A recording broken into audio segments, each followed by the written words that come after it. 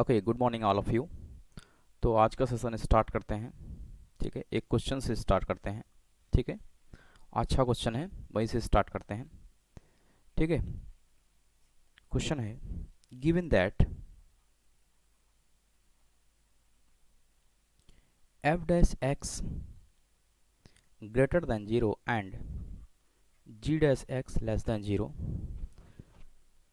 for all x belonging to real number. Okay, then first option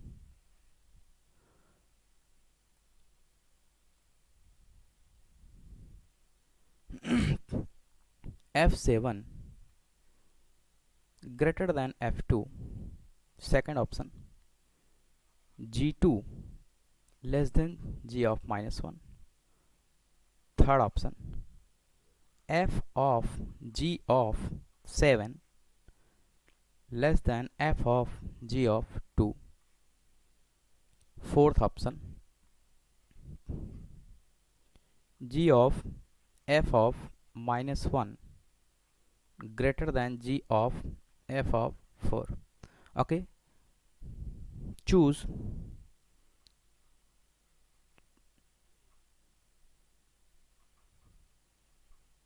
which is correct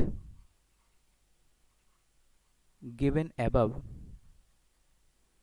okay, बस इतना ही है। ठीक है, जैसा कि सबको पता है कि ये रनिंग क्लास है एओडी की, जिसमें हम लोग इंक्रीजिंग एंड डिक्रीजिंग फंक्शंस को ऑपरेट कर रहे हैं। ठीक है, तो यहाँ पे एक फंक्शन दिया गया है जिसके बारे में कुछ इन्फॉर्मेशन दी गई है। F dash x greater than zero and g dash x less than zero for all x belonging to real number. तो चार ऑप्शंस दिए गए हैं जैसा कि ये स्क्रीन पे दिख रहा है। f7 greater than f of minus 2, g2 less than g of minus 1, f of g of 7 less than f of g of 2, and fourth one is g of f of minus 1 greater than g of f of 4. Okay, तो इसमें से मुझे correct choose करना है कि कौन सा correct है। ओके, अगर अच्छे से याद हो तो ये केस किसका लग रहा है, इंक्रीजिंग और डिक्रीजिंग का लग रहा है। क्यों? क्योंकि फंक्शंस दिए गए हैं और इसमें इसके डेरिवेटिव का इन्फॉर्मेशन दिया गया है। दिस इज द डेरिवेटिव का इन्फॉर्मेशन अगर दिया गया है, जैसा कि ये मैं याद दिला दूं कि किसी फंक्शंस का अगर f dash x at x equal to a पे ग्रेटर देन जीरो हो रहा था, तो उस फंक्शन के लिए मैं बोल दे रहा था कि ये फंक्शन यानी एफ एक्स स्ट्रिक्टली इंक्रीजिंग होगा। और किसी उसी फंक्शंस के लिए अगर मैं ये बात करूं कि f dash x at x equal to a पे लेस देन जीरो है, तो मैं ये बता सकता था कि एफ एक्स जो है वो फंक्शन जो है स्ट्रिक्टली डिक्रीजिंग फंक्शन होगा।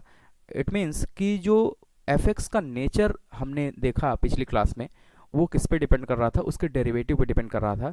तो उसी प्रकार से ये कुछ रिलेशंस दिया गया है, उस रिलेशंस के हिसाब से हमें यहाँ पे फाइंड आउट करना है कि ये जो गिवन फंक्शंस है क्या ये सही है कि गलत है। तो आइए इसको करते हैं, लॉजिकली समझते हैं।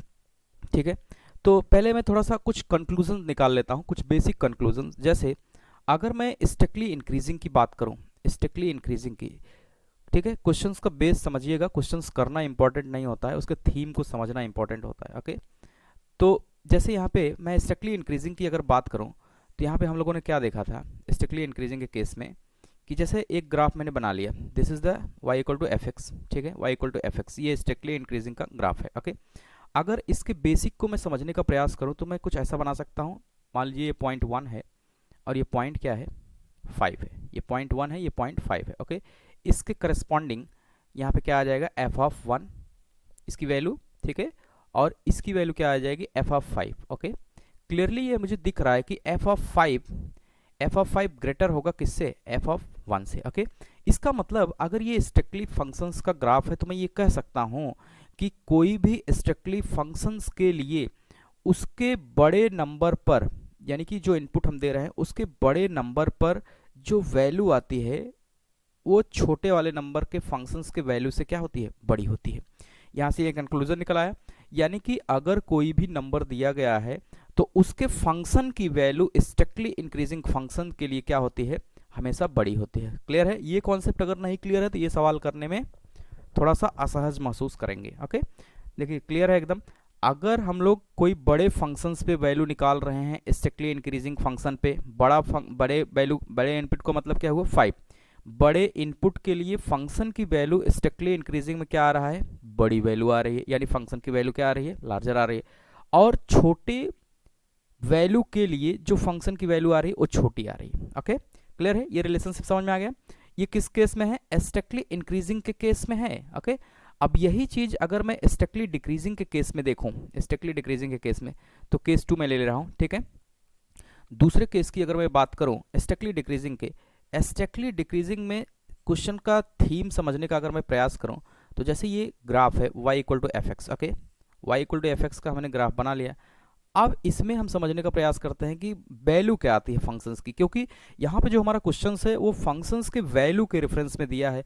तो मैंने ये मान लिया कि यहाँ पे दो इनपुट दे दिया हमने, वो इनपुट हमने ले लिया 1 और 5, ठीक है, ध्यान दीजिएगा 1 और 5।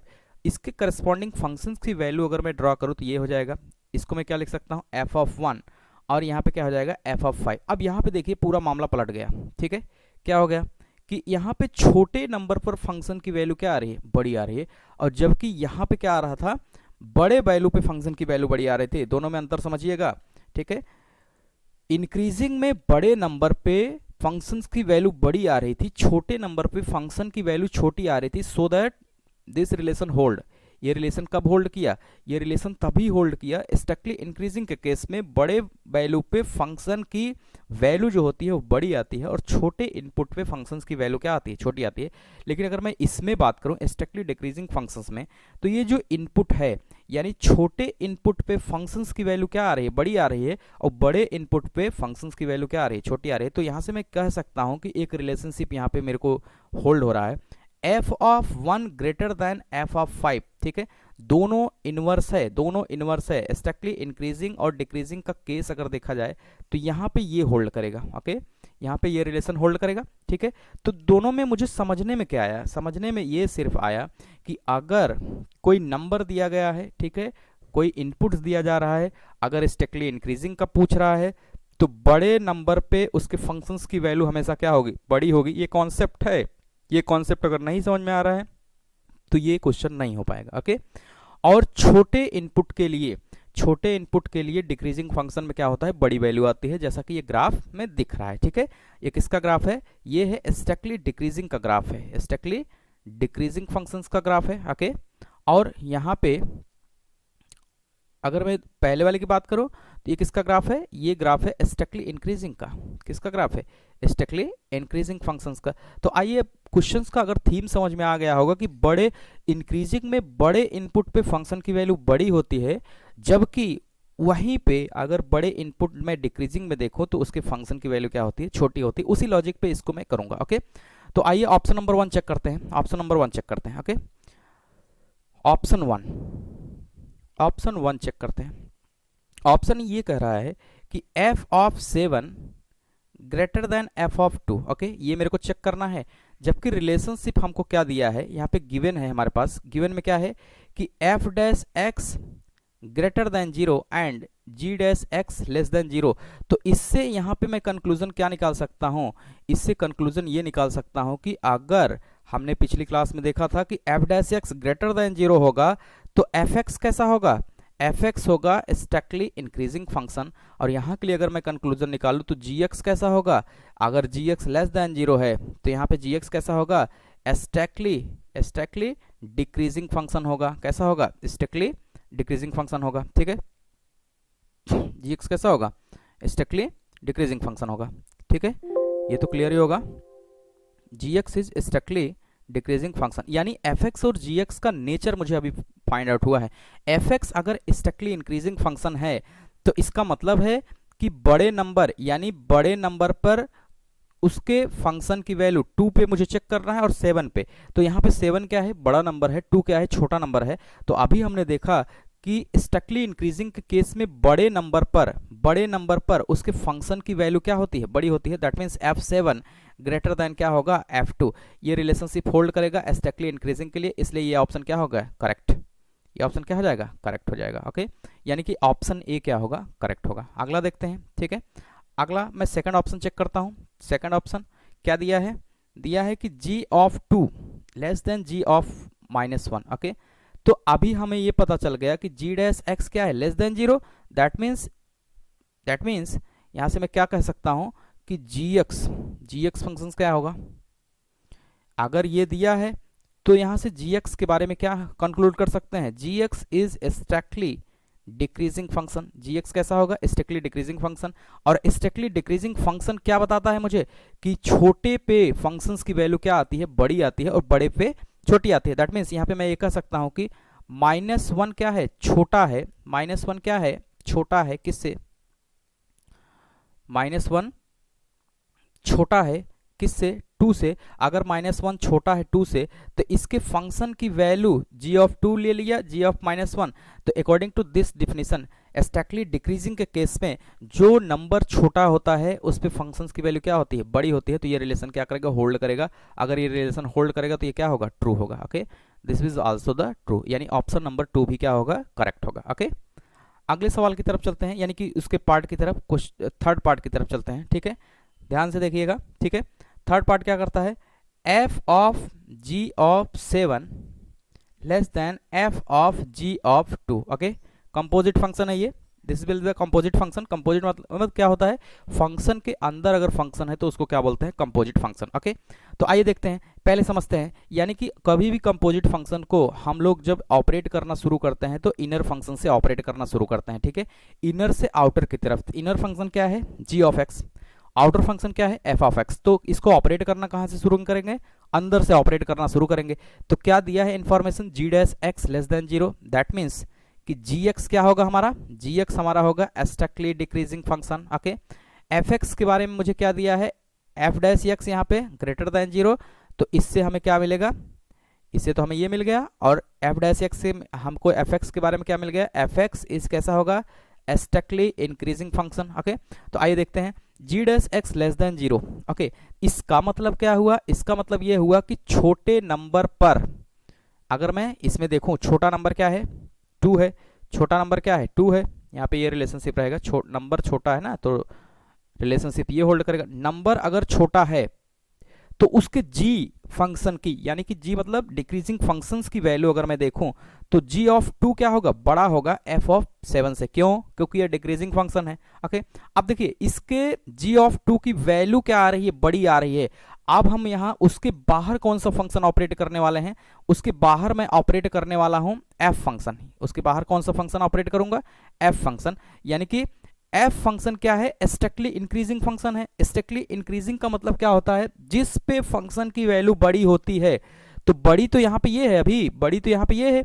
तो इस पे अगर मैं f ऑपरेट कर दूं, इस पे अगर मैं f ऑपरेट कर दूं, ऑलरेडी g ऑफ 2 क्या है, बड़ा है, किससे, g ऑफ 7 से। तो उस पे इंक्रीजिंग फंक्शन ऑपरेट करेंगे तो बड़े फंक्शंस पे, यानी बड़े इनपुट पे f ऑफ g ऑफ 2 के लिए g ऑफ 2 क्या है, एज ए इनपुट है, एज ए इनपुट है। तो f ऑफ g ऑफ 2 की वैल्यू क्या होगी, बड़ी होगी, किससे, f ऑफ g ऑफ 7 से।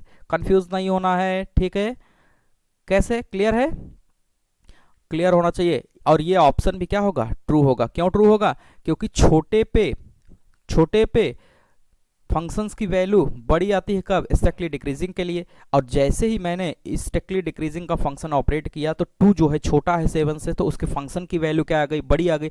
अब ये वैल्यू हो गई, यानी इनपुट हो गया f के लिए g ऑफ 2 क्या होगा, एज ए इनपुट होगा, लेकिन ये बड़ा है। तो अभी हमने देखा कि स्ट्रिक्टली इंक्रीजिंग फंक्शन के लिए जो बड़ी वैल्यू होती है उस पे फंक्शंस की वैल्यू क्या आती है, बड़ी आती है, इसलिए ये ऑप्शन भी क्या होगा, करेक्ट होगा। ओके, अगला क्वेश्चन देखते हैं, यानी इसके पार्ट को देखते हैं। फोर्थ बहुत लॉजिकल है लेकिन बहुत बेसिक है, इतना भी डिफिकल्ट नहीं है। Okay, g of f of -1 okay greater than g of f of 4। Okay, अच्छा क्वेश्चन है, ठीक है, लॉजिकल है, अच्छा है।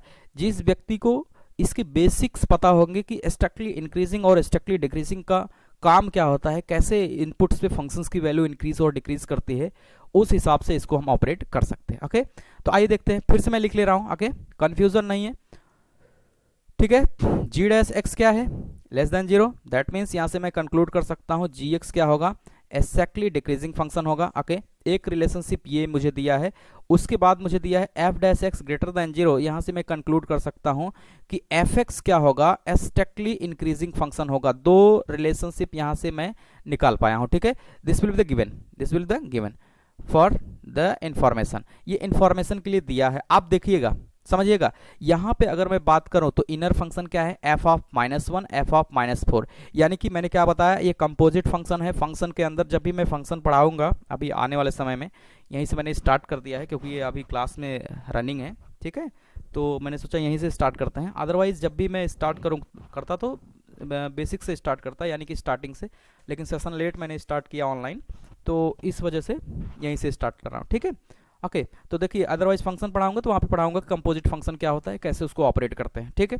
तो एफ ऑफ -1 और एफ ऑफ 4, यहाँ पे दो फंक्शंस हैं जो कि इनर फंक्शन है। आउटर फंक्शन की मैं बात करूँ तो जी है, यानी कि जी ऑफ एफ ऑफ -1 और जी ऑफ एफ ऑफ 4। ओके, तो यहाँ से क्या करेंगे, पहले यानी कि एफ फंक्शन ऑपरेट हो रहा है तो -1 4, इसमें कौन बड़ा है, ये बड़ा है, यानी कि 4 बड़ा है, तो इस पे ऑपरेट कौन सा फंक्शन हो रहा है, एफ फंक्शन। एफ कैसा है, एफ एक्स हमारा क्या है, स्ट्रिक्टली इंक्रीजिंग। वो क्या बताता है कि बड़े फंक्शंस पर फंक्शंस की वैल्यू, बड़े इनपुट पे फंक्शन की वैल्यू, ठीक है, बड़े इनपुट पे फंक्शन की वैल्यू हमेशा क्या होती है, बड़ी। तो नंबर यहाँ पे क्या है, बड़ा है 4, ठीक है, तो इसके इनपुट पे फंक्शन की वैल्यू भी क्या आएगी, बड़ी आएगी। That means F of -1, F of -1 से क्या होगा, ये बड़ा होगा। ओके, अब देखिएगा, यानी कि इसका जो ये फंक्शन की वैल्यू आ गई है, ये बड़ा है, ये बड़ा है, लेकिन उल्टा होता है। आप समझिएगा, इस पे कौन सा फंक्शन ऑपरेट हो रहा है, जी फंक्शन ऑपरेट हो रहा है, यानी कि जी ऑफ ऑपरेट हो रहा है, जी ऑफ एफ ऑफ 4। अब समझिएगा, यहीं पे लॉजिक लगेगा, एफ ऑफ 4 की वैल्यू क्या है, बड़ी है, और एफ ऑफ -1 की वैल्यू क्या है, छोटी है, ठीक है, समझिएगा। अगर हम जब भी बड़े वैल्यू पे, आप जैसे ही मैंने जी फंक्शन ऑपरेट किया, जी एक्स के बारे में मुझे क्या पता है, स्ट्रिक्टली डिक्रीजिंग फंक्शन है, स्ट्रिक्टली डिक्रीजिंग है, तो जैसे स्ट्रिक्टली डिक्रीजिंग क्या बोलता है कि छोटे इनपुट पे फंक्शंस की वैल्यू क्या आएगी, बड़ी आएगी, और बड़े इनपुट पे फंक्शन की वैल्यू क्या आएगी, छोटी आएगी। तो यहाँ पे देखिए, अगर मैं इनपुट की बात करूँ तो ये इनपुट कैसा है, ये इनपुट बड़ा है, तो इस पे फंक्शन की वैल्यू क्या हो जाएगी, छोटी हो जाएगी, और छोटे इनपुट पे फंक्शन की वैल्यू क्या हो जाएगी, बड़ी। दैट मीन्स ये रिलेशन भी क्या है, ये रिलेशन भी ट्रू है। इस तरीके से अगर मैं देखूं तो इसके ऑल ऑप्शंस क्या हैं, करेक्ट है। तो इस तरीके के सवाल आईआईटी जेईई वगैरह में ज़्यादा पूछे जाते हैं, ठीक है। बोर्ड के एस्पेक्ट से भी इंपॉर्टेंट है कि कौन सा रिलेशनशिप होल्ड करता है, कौन सा नहीं। तो जिस व्यक्ति को इसके बेसिक्स पता होंगे कि कैसे ये फंक्शंस को ऑपरेट करता है, एफ एक्स इस इंक्रीजिंग है या जी एक्स डिक्रीजिंग है, तो कैसे इसको ऑपरेट करते हैं, तभी वो समझ में आएगा, अदरवाइज नहीं। बट इतना भी वो नहीं है, एकदम बेसिक है, ठीक है, थोड़ा सा लॉजिक लगाना है हट के, वो समझ में आ जाएगा, ठीक है। आइए, ठीक है, बोर्ड के एस्पेक्ट से देखते हैं कि increasing decreasing first derivative test क्या होता है, ठीक है। बोर्ड के एस्पेक्ट से लिखते हैं, हेडिंग डालते हैं, increasing and decreasing function first derivative test. Okay, करा चुके हैं, लेकिन बोर्ड के एस्पेक्ट से जो एनसीईआरटी बात करता है उसके एस्पेक्ट्स में थोड़ा सा मैं रफली इसको बता दे रहा हूँ, ठीक है। तो देखिए, अगर मैं थोड़ा सा बेसिक बात करूँ, ये y equal to f x function है, सब बता चुके हैं पिछली क्लास में, बस बोर्ड के एस्पेक्ट में थोड़ा सा इसको रफ वे में बता दे रहे हैं। ये एंगल अगर थीटा है, ठीक है, ये y एक्सिस है, ये x एक्सिस है, तो स्लोप ऑफ टेंजेंट अगर मैं लिखूँ तो क्या हो जाता है, स्लोप ऑफ टेंजेंट की अगर मैं बात करूँ तो क्या हो जाता है, tan थीटा, और ये क्या हो जाता है, dy by d x. Okay, dy by d x at x equal to a, ठीक है। अगर इस पॉइंट को मैं क्या ले लूँ, x equal to a। Okay, ये भी बात मैंने पिछली क्लास में किया था, ठीक है। अब एनसीईआरटी के रेफरेंस में देखें तो थ्योरम वगैरह दिया रहता है, तो मैं उसके थ्योरम को लेके चलता हूँ, ताकि कभी ऐसा ना लगे कि एनसीईआरटी को कवर नहीं किया जा रहा है, ठीक है। तो जैसे एक उसने थ्योरम लिखा है, उस थ्योरम को मैं लिख दे रहा हूँ, ठीक है, और डिस्कस भी कर ले रहा हूँ, ठीक है। Let f be continuous on a to b, let f यानी function be continuous a function on close interval a to b and differentiable on the open interval and differentiable on a open interval a comma b, then first relation f is increasing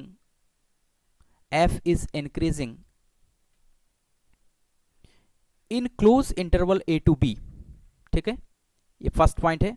okay, आइए समझते हैं ये theorem का मतलब क्या है। Okay, एक function है एफ एक्स, ठीक है, एक फंक्शन है एफ एक्स, मैं ड्रॉ कर ले रहा हूँ जैसा ये बोलना चाह रहा है, ठीक है। एक फंक्शन है f x, y equal to f x एक फंक्शन है, ठीक है, ये वाई एक्सिस है, ये एक्स एक्सिस है। ये कह रहा है कि कोई इंटरवल है ए टू बी, मैंने बना लिया ए टू बी, इंटरवल का मतलब इसके बाहर नहीं जाना है, ठीक है, ए टू बी, ठीक है। ये कह रहा है कि एफ एक्स फंक्शन जो है कंटिन्यूअस है, ठीक है। एलसीडी जब पढ़ाएंगे, लिमिट कंटिन्यूटी एंड डिफरेंशियबिलिटी, तो वहां पे मैं डिस्कस करूंगा कि कंटिन्यूटी का मतलब क्या होता है। लेकिन अगर थोड़ी सी भाषा में बताऊं कि कोई चीज कंटिन्यूअस हो, ब्रेक और जंप ना हो, तो उसको कंटिन्यूअस बोलेंगे। अभी के लिए इतना ही समझते हैं, ठीक है। वहां पे जब पढ़ाएंगे कंटिन्यूअस एंड डिफरेंशियबिलिटी यानी LCD, limit continuity and differentiability, तो वहां पे मैं डिस्कस करूंगा कि क्या इसके डेफिनेशंस होते हैं, कैसे थियरम होते हैं, ठीक है, किस तरीके से इसको अप्लाई करते हैं, ठीक है। बस यहाँ पे ये समझिए, कोई चीज़ अगर कंटिन्यू है, ब्रेक नहीं है, जंप नहीं है, तो कंटिन्यूअस है। तो ए से बी के बीच में अगर मैं देखूँ, ये ग्राफ को देखिएगा, ठीक है, ए से बी के बीच में ये क्या है, कंटिन्यूअस है, ठीक है, यानी इसको कंटिन्यूअस फंक्शन कहेंगे। और डिफरेंशियबल का मतलब ये होता है कि उस पॉइंट पे वो डिफरेंशियबल है कि नहीं। तो अभी के लिए यहाँ पे इतना ही जानिए कि इंड पॉइंट्स जो भी होता है उस पे फंक्शंस नॉट डिफरेंशियबल होता है। तो जैसे ये इंड पॉइंट क्या है, इसका ए और बी है। जब पढ़ाएंगे कंटिन्यूटी एंड डिफरेंशियबिलिटी तो वहां से डिटेल में डिस्कस करेंगे, अभी उस टॉपिक पे जाने का कोई औचित्य नहीं है, ठीक है। वहां पे जाएंगे तो इस टॉपिक से हट जाएंगे। ओके, सिर्फ इतना समझिए, कोई कंटिन्यूअस है तो कंटिन्यूअस है, ब्रेक और जंप नहीं होना चाहिए, और इंड पॉइंट्स कहीं पे भी होगा तो उस पे वो फंक्शन नॉन डिफरेंशियबल होगा। अगर नॉन डिफरेंशियबल होगा तो वहां पे हम ओपन इंटरवल लेंगे। ओपन का मतलब होता है ये bracket, okay.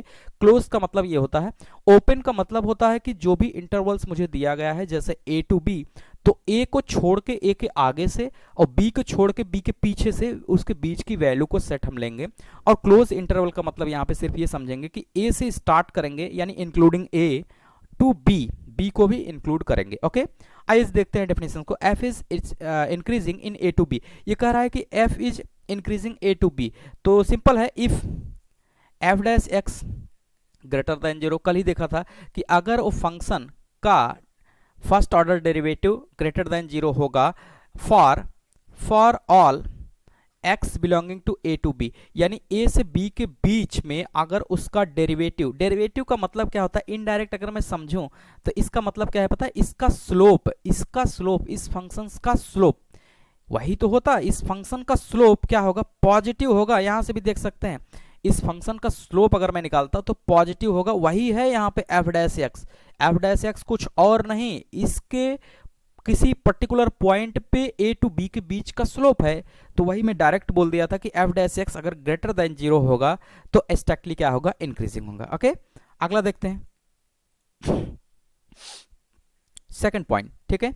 F is decreasing, f is decreasing, f is decreasing in A to b, ठीक है। ए से बी के लिए डिक्रीजिंग कैसे शो करेगा, ओके, ग्राफ बना लेते हैं, ठीक है। एक्स एक्सिस हो गया, ये वाई एक्सिस हो गया, ओके,